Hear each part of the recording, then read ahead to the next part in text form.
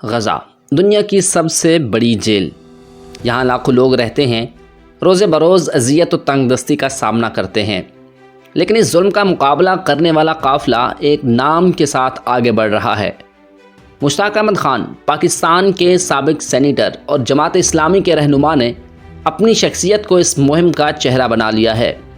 ان کا ماننا ہے کہ صرف رپورٹنگ کافی نہیں، بلکہ خود وہاں پہنچنا ضروری ہے تاکہ دنیا کو وہ حقیقت دکھا دی جائے جو آنکھیں دیکھ نہیں رہیں۔ قافلے نے پاکستان سے روانگی کے بعد متعدد ممالک کی بندرگاہیں پار کیں۔ ہر کشتی پر کارکن اور امدادی سامان، اور ایک کشتی پر سوار تھا مشتاق احمد خان۔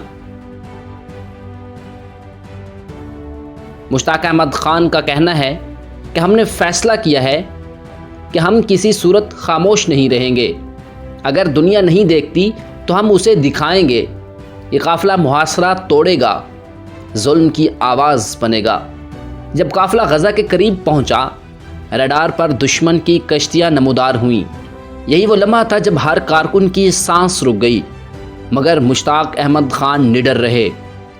الارم، دشمن قریب ہے، ہر کوئی اپنی پوزیشن سنبھال لے۔ کچھ کارکنوں نے کہا محتاط رہو، مگر مشتاق احمد خان نے کیمرے کی جانب ہاتھ بڑھایا اور کہا یہ لمحے ریکارڈ کرنے کے لیے ہیں، آئیں دکھائیں دنیا کو کہ ہم ڈرے نہیں۔ پھر اچانک گولیاں چلیں، کچھ کارکن زخمی ہوئے، مگر مشتاق احمد خان وہیں کھڑے رکے۔ ان کا کیمرہ حرکت میں تھا، ان کی آواز ریکارڈ ہو رہی تھی۔ ایک لمحے کے لیے کارکن نے انہیں دبایا، لیکن انہوں نے ہاتھ نہیں روکا، کیونکہ وہ جانتے تھے کہ یہ ریکارڈنگ دنیا تک پہنچنا ضروری ہے۔ یہ قافلہ صرف کشتیاں نہیں، ایک عزم ہے، ایک آواز ہے، ایک پیغام ہے، اور اس پیغام کا مرکزی فکر مشتاق احمد خان، جو خطرے کو جان پر بھی سمندر کی لہروں پر کھڑے ہیں۔ اگر میرا فون بند کر دیں، مجھے خاموش کر دیں، تب بھی یہ قافلہ نہیں رکے گا۔ ہم غزہ پہنچیں گے تاکہ دنیا جان سکے کہ ظلم کے سامنے دوسرا رخ بھی ہے۔ ان کی گزارش ہے کہ آپ صرف دیکھنے والے نہ رہیں، اپنی آواز اٹھائیں، حکومت پر دباؤ ڈالیں، اور یہ یقین رکھیں کہ یہ قافلہ آخرکار اپنی منزل تک پہنچے گا۔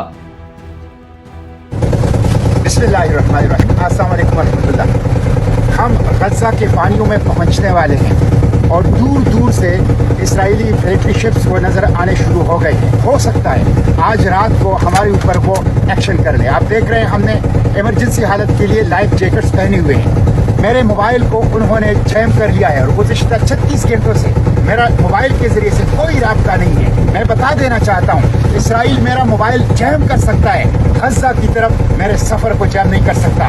یہ موبائل اب صرف ایک کھلونا بن گیا ہے، میں اس کو پھینک دیتا ہوں سمندر کے اندر، لیکن میں غزہ کی طرف سفر جاری رکھوں گا۔ موبائل کے بغیر بھی غزہ کی طرف میرا سفر جاری رہے گا۔ میں صرف پاکستان کے عوام کو بتا دینا چاہتا ہوں اگر آپ غزہ نہیں آ سکتے، ہم غزہ آ گئے ہیں اور ہم غزہ جائیں گے، خواہ یہ سمندر کی مچھلیاں کے خوراک ہم بن جائیں یا اسرائیلی ڈرون ہمارے جسم کے پرزے اڑائے، لیکن ہم غزہ کی طرف سفر جاری رکھیں گے۔ اگر آپ غزہ نہیں آ سکتے تو اسلام آباد میں امریکی سفارت خانے کی طرف آئیے۔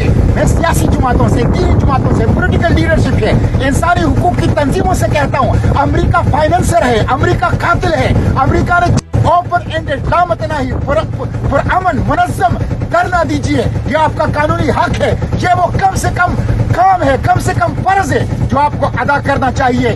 اس لیے میں تمام سیاسی جماعتوں، پولیٹیکل لیڈرشپ، انسانی حقوق کی تنظیموں سے کہتا ہوں کہ وہ اسلام آباد کے امریکی ایمبیسی پر پرامن لامتناہی دھرنا دیں۔